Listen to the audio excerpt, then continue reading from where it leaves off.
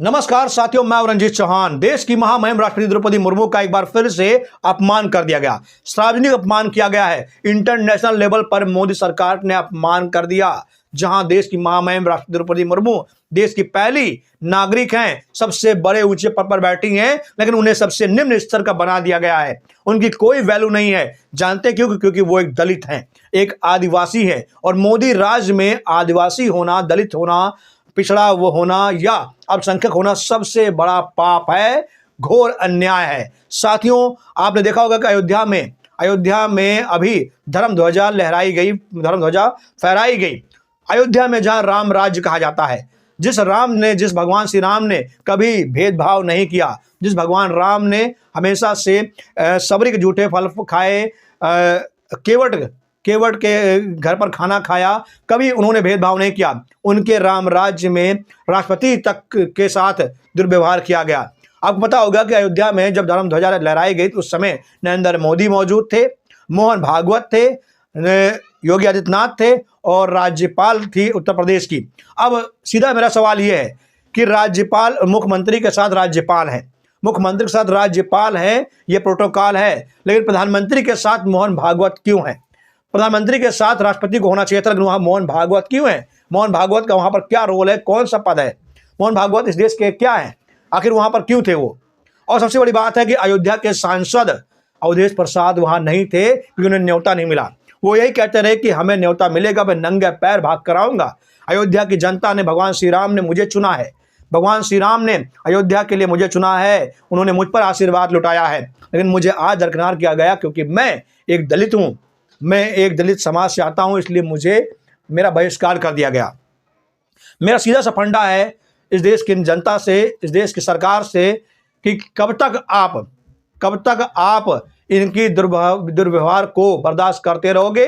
कब तक इस देश की सरकार राष्ट्रपति द्रौपदी मुर्मू को सम्मान नहीं दे पा रही है तो आम जनता को क्या देगी?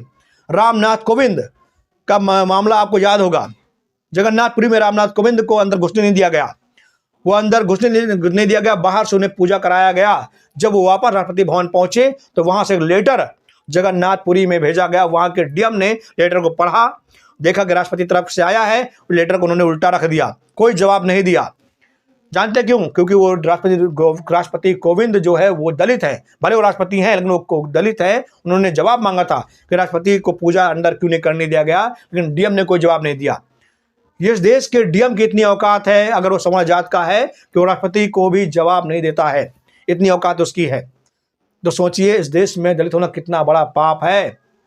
आप दलित हैं अगर राष्ट्रपति बन गए हैं, आप दलित हैं अगर आप सीजेआई बन गए हैं तो आप जूता खा सकते हैं। सीजेआई बी आर गवई के साथ क्या हुआ? दिन भर अंबेडकर करते रहे, जिंदगी भर संविधान करते रहे, लेकिन आखिरी में उनके ऊपर जूता फेंक दिया गया, जूता मारा गया उनको। सरे समाज में जो है जूता मारा गया, भरी कोर्ट में मारा गया। जूता मारने वाले का कुछ नहीं हुआ, कोई कुछ नहीं उखाड़ पाया, आराम से वो बैठा रहा और उसके जूते को भी सम्मान से वापस कर दिया गया कि भैया आपका जूता कोर्ट में रह गया था, इसको मैंने साफ किया है पानी लगाकर, क्योंकि सीजेआई बी आर गवई का गाल इस पे लग गया था, इसलिए मैंने इसको साफ के गंगा जल से धोया है और लीजिए अपना जूता आप रखिए। ये है देश की न्याय व्यवस्था, देश के लोकतंत्र।